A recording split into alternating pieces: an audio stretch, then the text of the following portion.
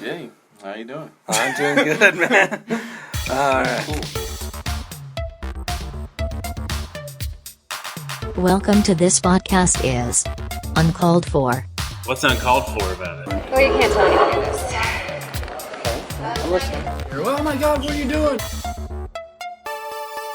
I didn't see the big deal about the human body.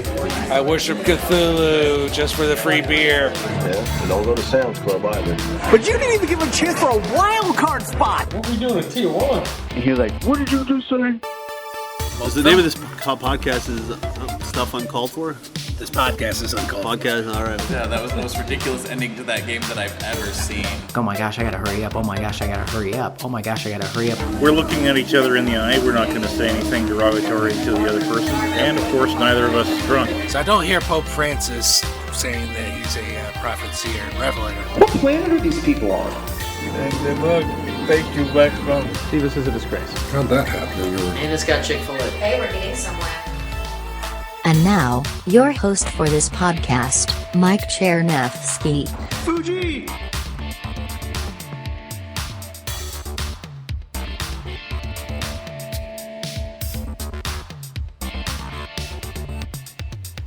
Welcome to the podcast. Today's episode is going to be a good one, I think. It's an interview with Lauren Lindsay. Lauren and I, just for interest of full disclosure, we have gone out a couple times, but the thing that's binds us together and what we're going to be discussing today is the fact that we are both on the autism spectrum, both of us suffering from Asperger's syndrome.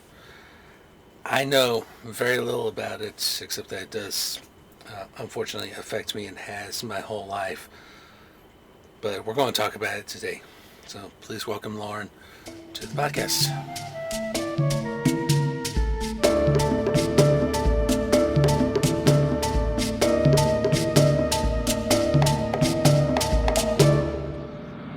Hi, Lauren. Welcome to the podcast. Hi, thank you for having me. No problem. So, I guess a good introductory question to this episode is, do you remember how we first met? I think I was filming a sketch. I was looking for someone, a cinematographer, a DP, however you want to phrase it, to film it. And you, I think I interviewed you and I met you at a coffee shop. Yes. And I have a pretty good ASPE radar, autism radar. Yes. I can usually tell when someone has it because I have it, and someone else, well, two other people in my family have it. One officially diagnosed, me officially diagnosed, and my dad unofficially, but if you know him, yeah, he was but that's how we met. Yeah, that is how we met. And I recall, we had a conversation after that first meeting where you told me you had Asperger's, and I said, well, what coincidence, so do I. So, Yeah. Presents kind of differently in men and women. Mm-hmm. Now, for those who are listening who have no idea what Asperger's is, I don't know if you know more about it than I do, but please go and share with us. Well, I should know where. I remember reading about the term autistic, but Asperger's was something different. It's actually probably not a good phrase to use anymore, because I think maybe it was Hans Asperger who might have been working with the Nazis, I've read. But Asperger's is like kind of a label for high-functioning autism, or HFA, but it's kind of fallen out of usage. Now they just say autism spectrum. Like I said, I should know, but autistic and Asperger's, I don't know the timeline of when they took one label from autism and made it into Asperger's. But I used to like the terminology. I guess it's kind of elitist because, when you thought of autistic and Asperger, they had different meanings. Like autistic was someone who maybe nonverbal, like Asperger's was more of someone who, again, higher functioning, but a lot of people, in the autistic community don't like that. They don't like to look at functioning labels, but I actually think that they are important because your functioning level kind of determines your life and how much help you get, how much help you don't get, and yeah, I could go on and on about that. Yeah, and it does affect people differently, like you said. So, for me, it just comes out as being socially awkward and easy to frustrate and things like that. Yeah, I mean, as an autistic woman, as an autistic girl, I didn't know that I had it. So I didn't know the things that I was struggling with were not things that everyone else struggled with. And I didn't get diagnosed officially until I was 28. So I think you got diagnosed when you were 7. Yeah. My little sister got diagnosed when she was around that age. My dad never got diagnosed, but I always had trouble with fine motor skills, which is common with people on the spectrum. My handwriting was terrible. I was kind of clumsy. I was really, really, really, really sensitive to violence or any kind of injustice or bullying. I was a daydreamer. I just daydreamed all the time. I had trouble listening, paying attention, but I was really, really creative. And I had some sleep trouble that got worse in high school. Sleep problems is a huge thing on the spectrum. And when I was around 12, I developed OCD. That's also another, something that's comorbid with people on the spectrum is obsessive compulsive disorder. And I developed tachophobia, which is also something common that autistic girls develop. It's a fear of getting pregnant. It's not really talked about, but I developed that, and I had some depression, and I got picked on in school, and I didn't really dress like the other kids. I didn't understand how to talk to them, and I remember I didn't know what it was until actually the last few years. I was doing something called masking, which is covering up your autistic traits and basically mimicking other people, acting like other people, so you can fit in, so you can survive. And it's kind of like if I hadn't done that, I wouldn't have been able to do some of the things I've done or get some of the opportunities I've got. But if I didn't, I don't know. It like I still do it to this day. And like you said, small things irritate you. Like the world does a lot for me to do. Like driving makes me nervous. Trying to be organized makes me nervous. Like some people have sensitivity to light and sound. I have sensitivity to more like space, like personal space. I don't have a good, like, I think it's proprioceptive sensitivity. I'm not pronouncing that right, but and then being a chameleon, like special interests. I had a lot of special interests that I was always into languages and theater and acting, and I still am. And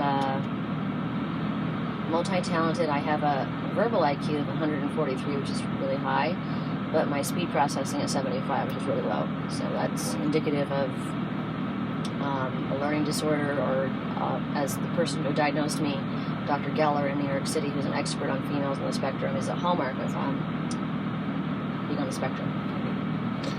Yeah, it's funny you mentioned sensitivity with the senses. For me, it's loud noise, the main one. Yeah, I hate sudden loud noise. It makes me really, really angry. Especially as a gun violence survivor, like fireworks. I don't like the fireworks at all. But they don't bother me as much as maybe someone else does. Right. Yeah. So let's talk about autism. We generally associate with males, right? But you're living proof that females can get it too. Yeah. I think that it's underdiagnosed. I don't know if it's exactly 50-50, but I think that, I wrote an article about this, how either it was Hans Asperger who was writing or studying these boys in the 40s. He kind of only studied boys and saw it in boys. But I I don't know who first started researching autism with girls, but I think the girls who stood out more or had symptoms that were, in common with the boys, they got diagnosed. But for someone like me who's able to mask it or has a higher, is higher functioning intellectually, but maybe not in other areas, obviously, it was harder to diagnose. But if you look online at, female autistic traits, I fit pretty much all of them. And actually, I'm on my phone right now, see if I can find, there's, a second here. Yep.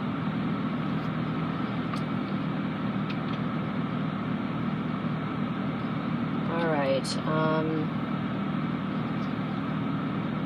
yeah, it's, actually, high average genius intelligence, twice exceptional learning abilities, spiky cognitive profile like mine, weak short-term memory, superior long-term memory, slower processing speed.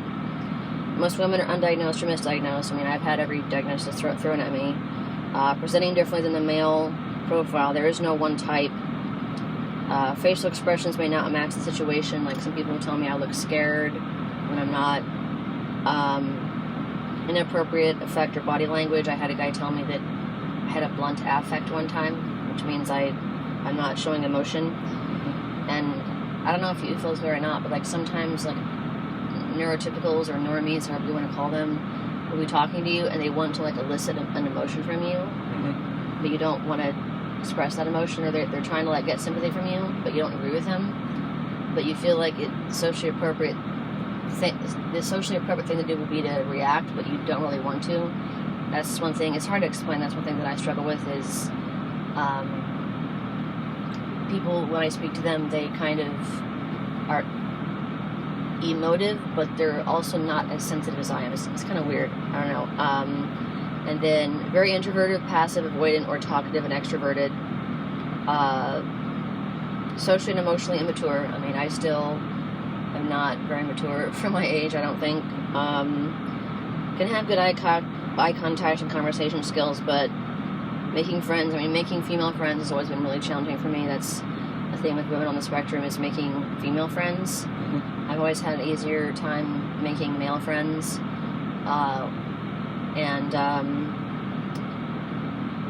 They're often nurses, artists, singers, models, actresses, dancers, special needs teachers. I've been a singer, actress, dancer, and a teacher, and I'm a writer right now. And performing arts skills, writing, reading, animal empaths. I love animals. I don't eat meat. Theory of mind issues. I think black and white thinking is an Asperger's thing, like all or nothing. Difficulty getting along, and then getting overwhelmed very easily, like after like a full day of like one regular job, like you just have no patience. I have no patience at all. I was a bilingual substitute teacher, and I think for the average person it's hard, but at the end of the day I was like so overwhelmed that I had to lay my head on the desk. I just couldn't. It was like sensory processing. It's so much at it's too much at one time,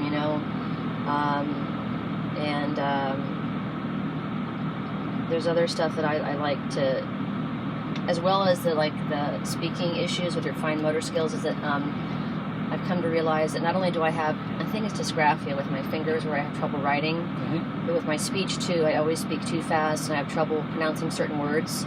That's an issue people have on the spectrum too, is speech. High sensitivity, sometimes trouble with hygiene, like I hate brushing my teeth.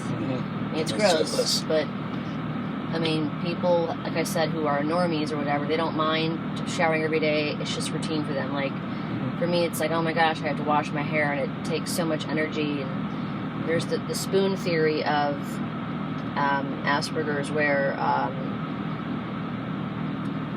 you have less energy than the average person because everything affects you much more. You're more sensitive emotionally, and then to everything around you, and you're thinking a lot. And I think that a lot of people with on the spectrum are actually smarter than the average person, but because of their deficits, they don't get along. They can't get along with the people in a job. I mean, I've been fired, I don't know, like 20 times.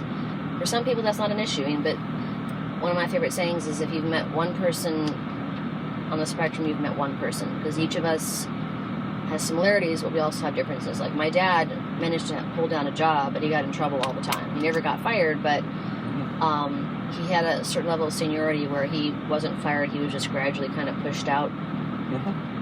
And the last job I was fired from, because I'm on disability now, I still freelance work as a writer, but that's the job that I'm in control of, that no one's my boss. I don't make a lot of money, but the last job, they didn't fire me. They just took me off the schedule, and then I had to call them, and they wouldn't fire me to my face. Like, it's just, messed up things. And a lifetime of bullying, even bullying into college, bullying by teachers. And I guess part of it was me, because one main thing with spectrum is people can be very, very blunt. Like, people say we're blunt, but I think we're just honest. I mean, we value honesty. And sometimes I think that we have different values than other people. Right. I also think people talk about how Asperger's or the spectrum is a cultural thing. Like, people tend to get... I've always gotten along with people from other cultures because they don't really... one of my good friends is an Egyptian, and he may be on the spectrum, but not officially. But he and I get along because I think in the United States and Western culture, we there's a lot of mental illness, there's a lot of autism diagnoses, there's a lot of problems with mental health here, there's a lot of problems, period, that people don't think exist because we're in a so-called developed country. But yeah, absolutely, the problems exist. I've had over the course of a decade, had to see a psychologist and everything, and I can't see him anymore because my insurance doesn't cover him, because I had to change insurances, and before that, it's being in special ed in elementary school, which to this day I'm still ashamed to even talk about. And I mean, I had special education for math and stuff because I was doing so poorly in math and chemistry, but I'm more ashamed about not being able to hold down like a job. I mean, and being poor and having to rely on my family, but I don't think that you should be ashamed of special ed. But I mean, I think I have a lot of other diagnoses. I don't know if you have any other ones. Probably a little ADHD. Yeah, I have a lot of them. That's been a really, really rough road. That's actually common with people on the spectrum. Yeah. And as for the bullying thing, well, I certainly feel I was bullied throughout school and everything. And a lot of the bullying, they insulted my intelligence. They would say I was retarded and everything. To this day, Oh my gosh. And to this day, I still feel very strongly about that particular word. I understand.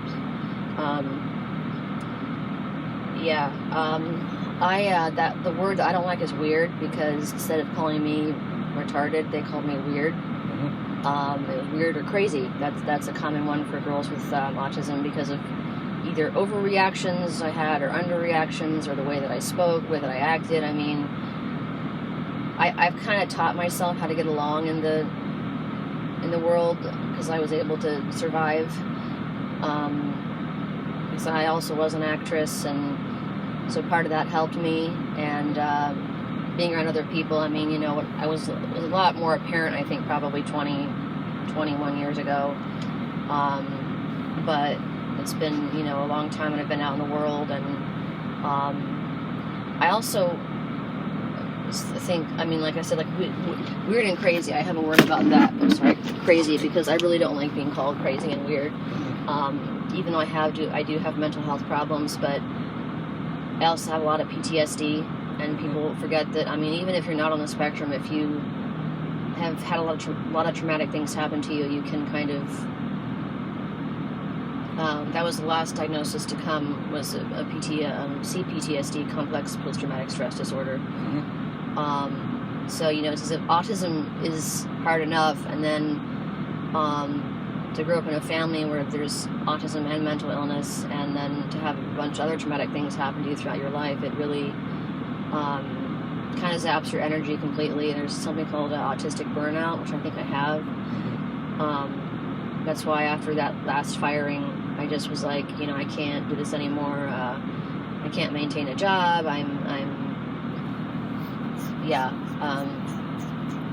So kind of worried about my future, because I don't know how I'm going to take care of myself. The disability is not really, enough to live on, at least here in the United States. Right. That's a whole other topic of discussion, the way we treat healthcare in the U.S. Overall, let alone mental health.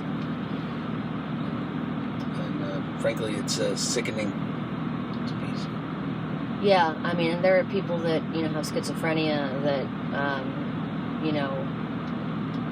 are, completely homeless, that don't have anywhere to go, that are either in prison or, they never get the treatment they need. And,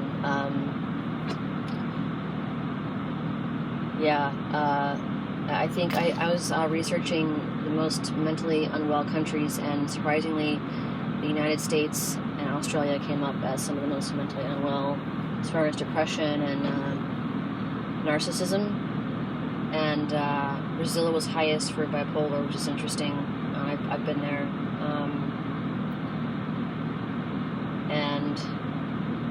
I think one of the core struggles with autism is inability to be yourself, just like wanting to be yourself, and then stimming to like little movements you make with.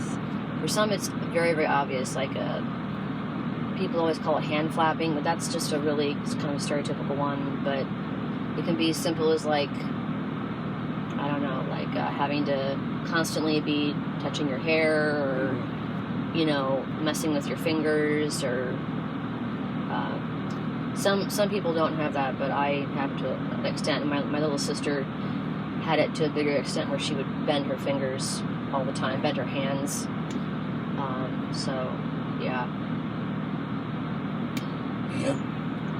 And of course, this is something that is not caused by vaccines.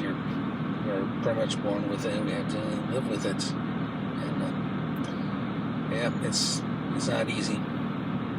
I mean, I have heard there have been some isolated cases where people got government, they got paid by the government for vaccines that did some type of damage, but that's a very hot topic. I won't go into that. But my dad definitely had it, but he was able to. That's why I think he had a severe anger problem, was because he got overwhelmed, and he was always angry about the lights being too bright and about noise, but he had a severe anger problem. So that was part of my trauma, was him exploding.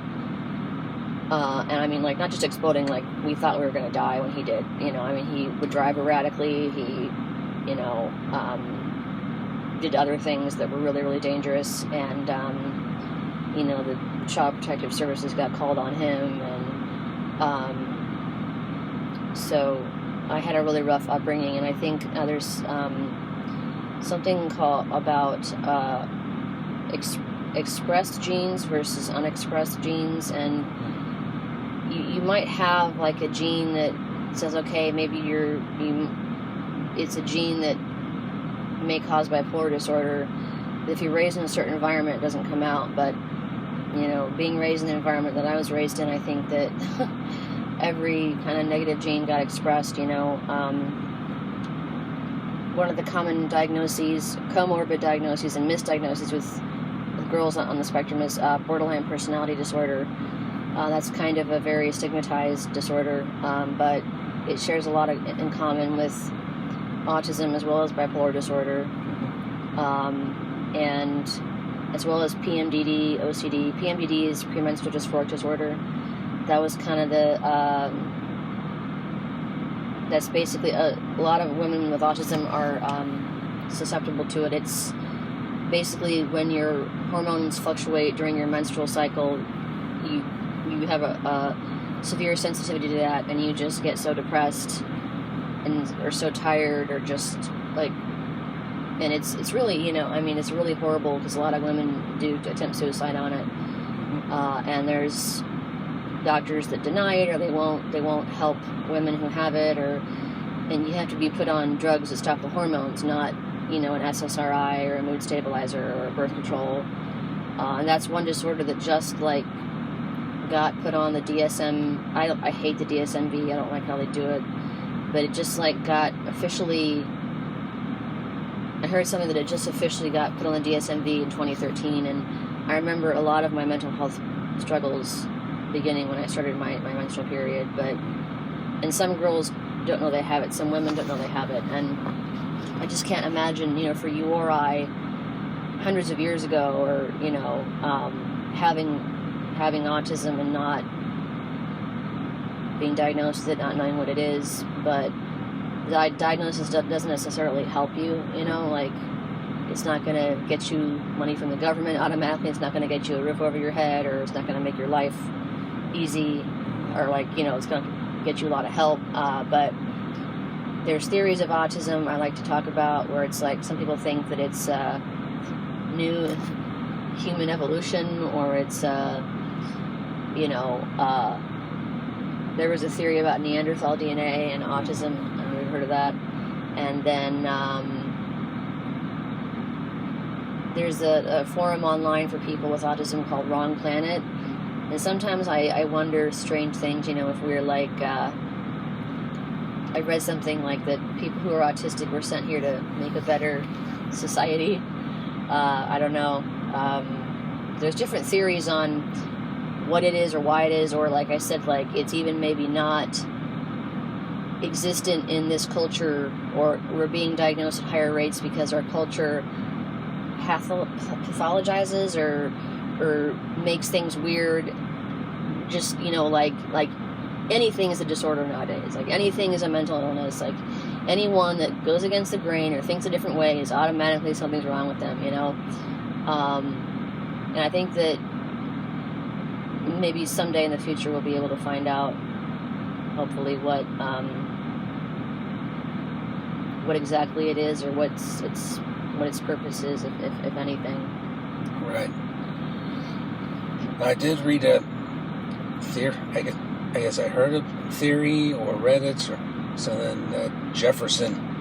Thomas Jefferson, one of our founding fathers, third president of the United States, he was allegedly on the spectrum, and I've heard the same thing about some of the most famous minds in history. But so that. Yeah, I just heard that Bill Gates got diagnosed. I thought that he wasn't officially, but I guess.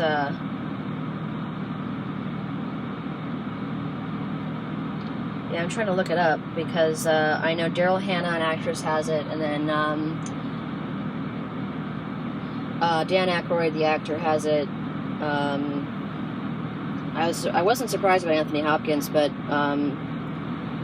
Hans Christian Andersen supposedly, but these aren't, Susan Boyle has it, Tim Burton supposedly, I think Emily Dickinson, but I mean, this is all, you can't, Albert Einstein, Bobby Fischer, Temple Grandin, definitely, and you said Thomas Jefferson, Steve Jobs, Alfred Kinsey, Stanley Kubrick,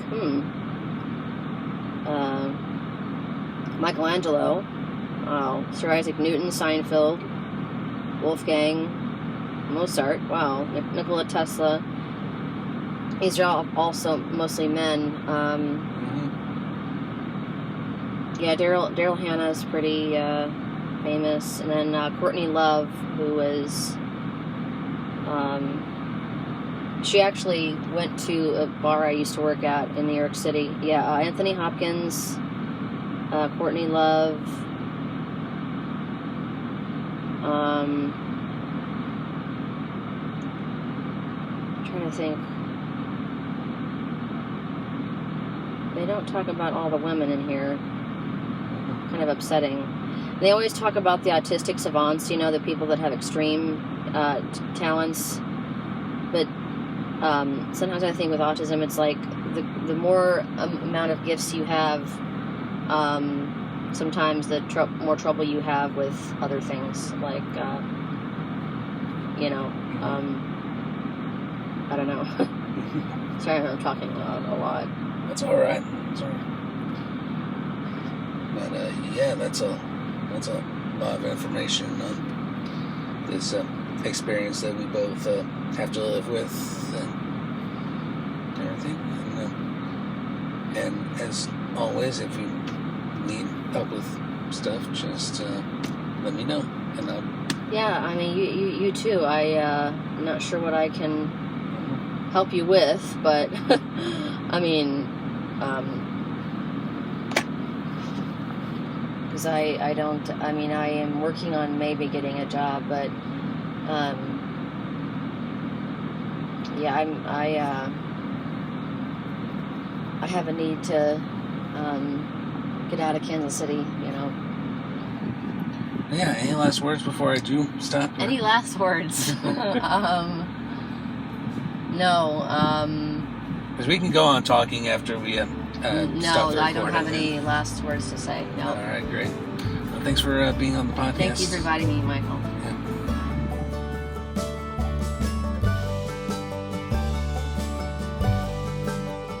This podcast is Uncalled For is hosted, produced, and edited by Mike Chernevsky. Opening music is Fantasia by Kevin MacLeod at Incompetech.com, licensed under Creative Commons by Attribution 4.0 license. The outro music for this episode is Fire with Fleas and Stardust by Kevin MacLeod at Incompetech.com, licensed under Creative Commons by Attribution 4.0 license. Additional music included Morocco Sting by Kevin MacLeod at Incompetech.com, licensed under Creative Commons by Attribution 4.0 license. Please like, share, and subscribe to the podcast through your favorite podcasting platform. Like our Facebook page at facebook.com/uncalledforpodcast and check out our blog with show notes at uncalledfor.home.blog. Thank you so much for listening. We will see you next time.